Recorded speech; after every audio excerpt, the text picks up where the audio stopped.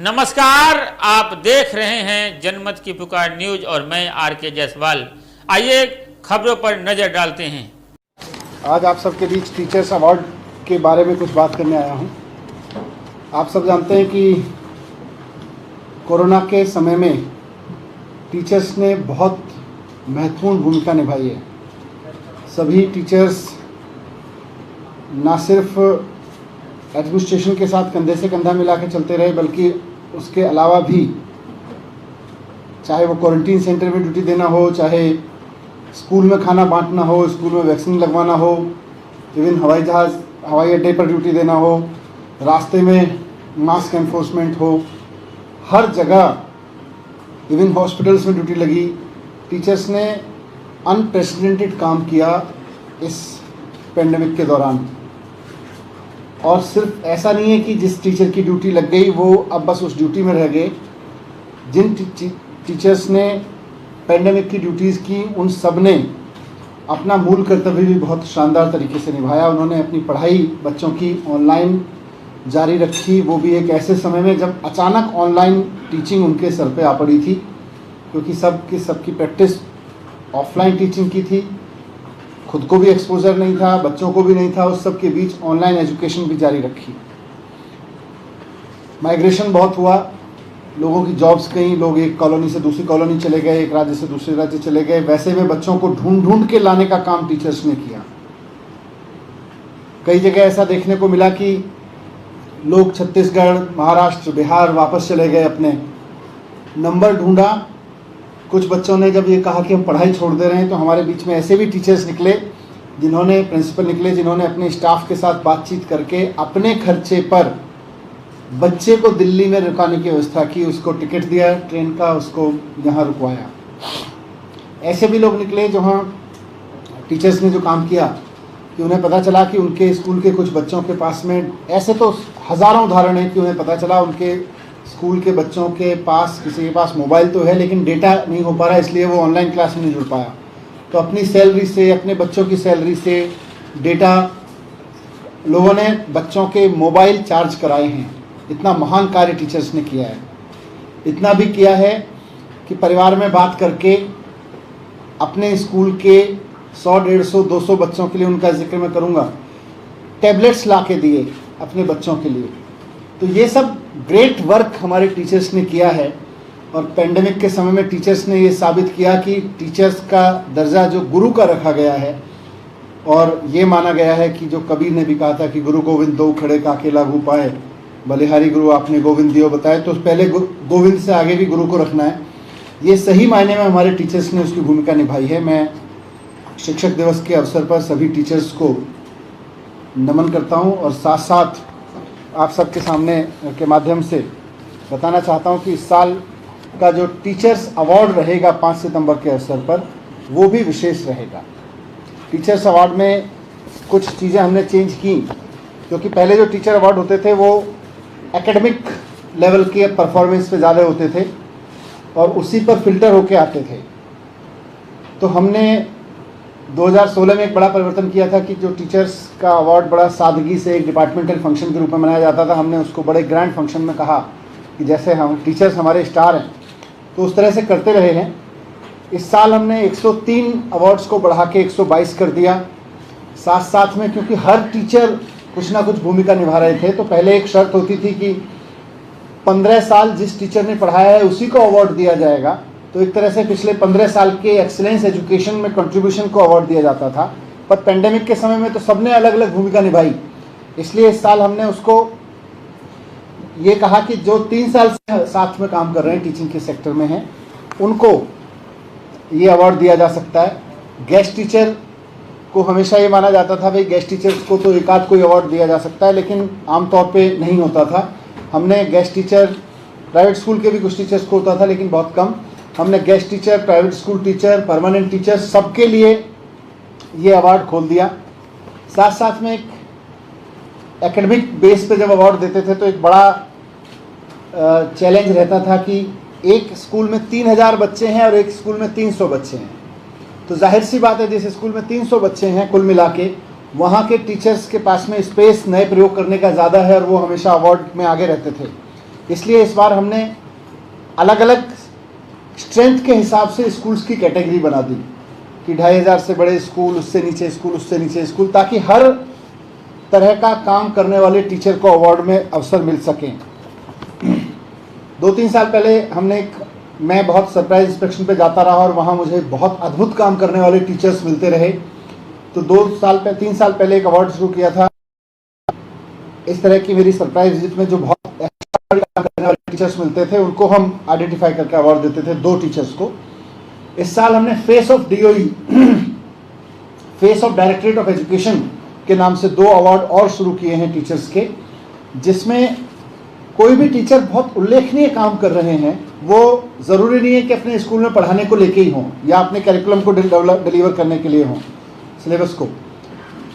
कुछ भी उल्लेखनीय काम कर रहे हैं जिससे हमारे शिक्षा विभाग का मान सम्मान बढ़ता है उनके उल्लेखनीय कार्य से, उनके स्कूल के बाहर भी।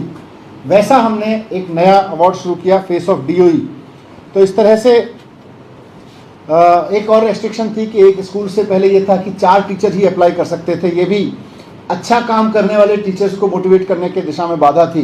तो इस बार वो रेस्ट्रिक्शन भी हटा दी कि कितने ही टीचर एक स्कूल से अप्लाई कर सकते थे।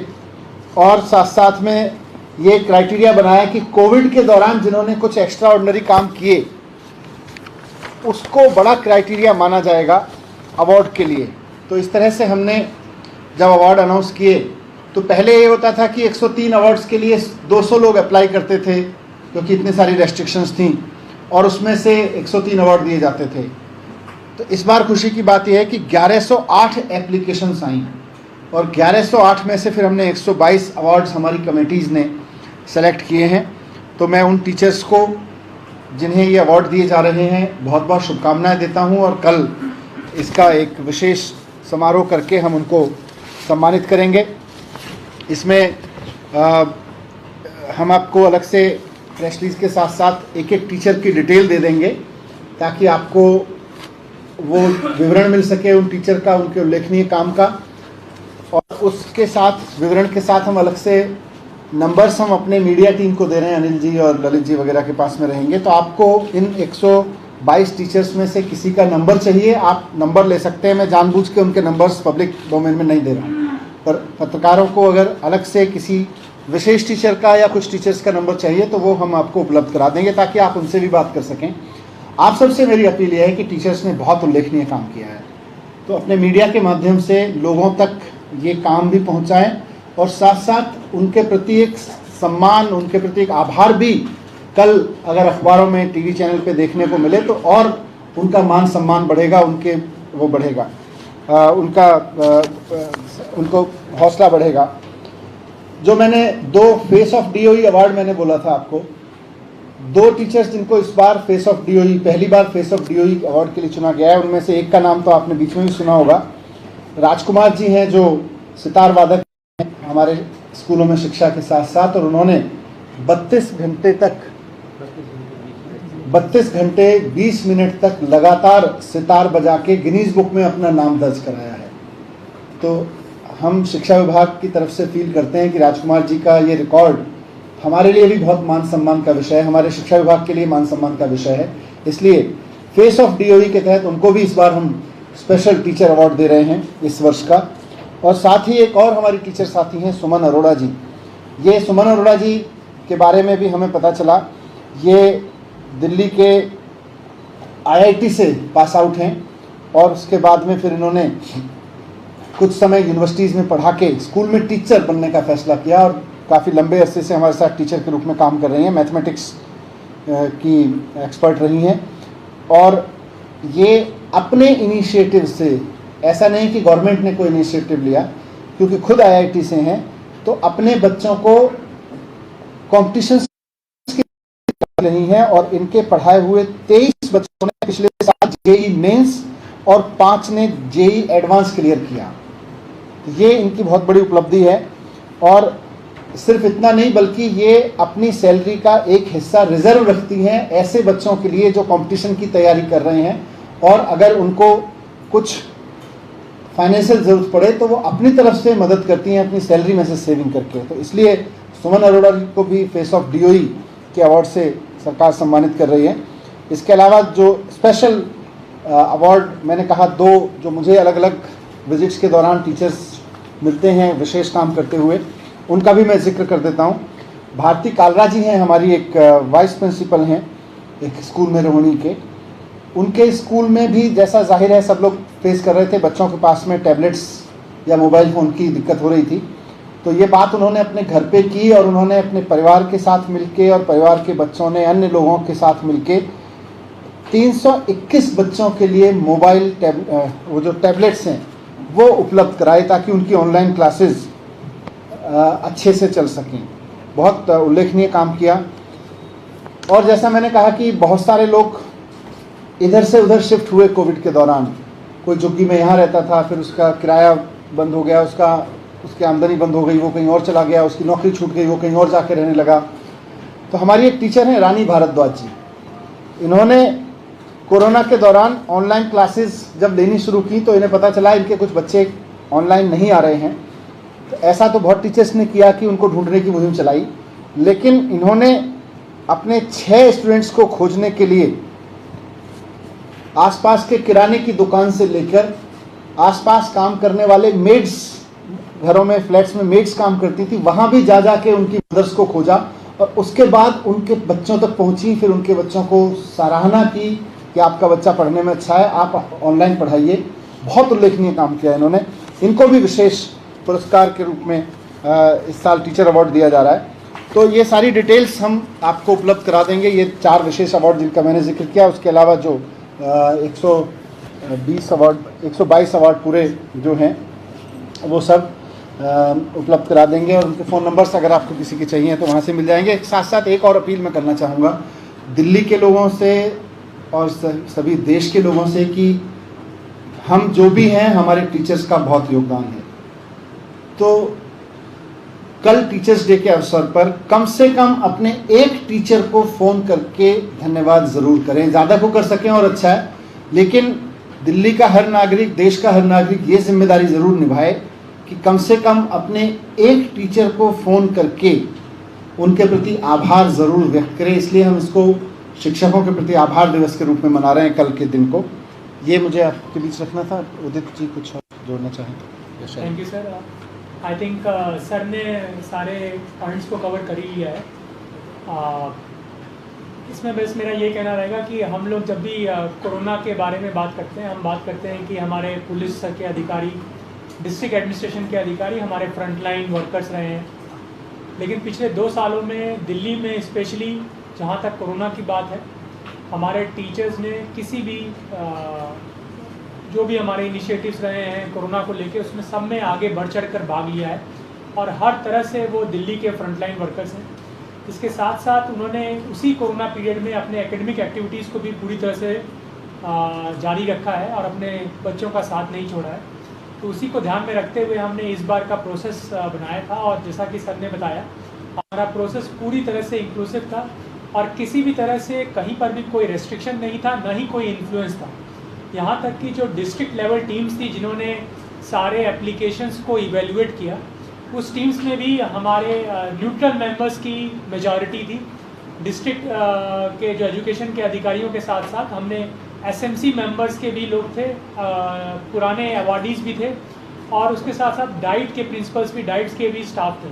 तो उसमें भी हमने ये इंश्योर किया कि न्यूट्रल मेंबर्स रहेंगे सो दैट इवेल्युएशन भी बिल्कुल न्यूट्रली हो सके। इसलिए हमारा प्रोसेस के इसके कारण इस बार काफ़ी पार्टिसिपेशन भी मिला है टीचर्स का और हमने उन टीचर्स के लिए उन टीचर्स के टैलेंट को आइडेंटिफाई कर पाए हैं और उनको हम कल पूरे दिल्ली की तरफ से धन्यवाद भी देंगे और उनको आभार भी व्यक्त करेंगे। कुछ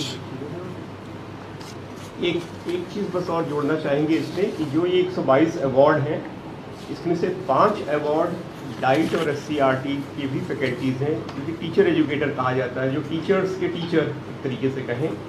तो इस बार की नई पहल में उनको भी शामिल किया है, 5 अवार्ड उनको भी दिया जा रहा है।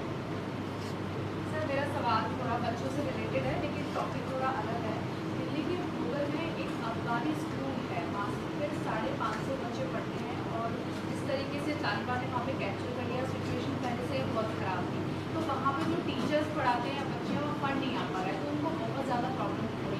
भी जब मैं वहाँ स्टोरी करने गई तो उन्होंने कहा कि मतलब ऐसी स्थिति आ गई है कि स्कूल बंद करना पड़ेगा, डॉक्यूमेंट्स की बहुत प्रॉब्लम आती है, तो इन बच्चों को कहीं और admission ये क्या प्राइवेट स्कूल है?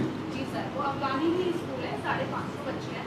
तो उन्हीं की तरफ से मेरा ये सवाल है कि दिल्ली सरकार की तरफ से क्या कुछ मदद की जाएगी या फिर कुछ एक ऐसा सुझाव दिया जाए, क्योंकि उनके पास में डॉक्यूमेंट नहीं है। देखिए, किसी भी प्राइवेट स्कूल में अगर कहीं कोई बच्चे पढ़ रहे हैं और किसी भी कारण से उनकी पढ़ाई चालू रखने में उनको कहीं दिक्कत हो रही है, वो कोई भी हो, अगर कोई बच्चा कहीं प्राइवेट स्कूल में पढ़ रहा है, मैंने पहले से ही कहा है कि वो आके आसपास के 1-2 सरकारी स्कूल्स में बात कर लें। हमने ये सुनिश्चित करने की पूरी कोशिश की है कि किसी भी बच्चे को हम मना नहीं करेंगे, कोई किसी भी प्राइवेट स्कूल से आ रहा हो। यहाँ तक कि हमने तो ये भी अब इंश्योर कर दिया है कि लीगली टीसी एक बाइंडिंग होती है, लेकिन उसको भी हमने तरीके निकाल दिए हैं कि बच्चे के लिए टीसी लाना ज़रूरी नहीं है, वो डिपार्टमेंट ले आएगा, तो कहीं कोई दिक्कत नहीं हो। सर, एक सवाल है कि जिस तरीके से सर्वे सामने आ रहा है कि पंजाब में आम आदमी पार्टी वो फिर आम आदमी पार्टी पर बाद में बात करेंगे। Thank you.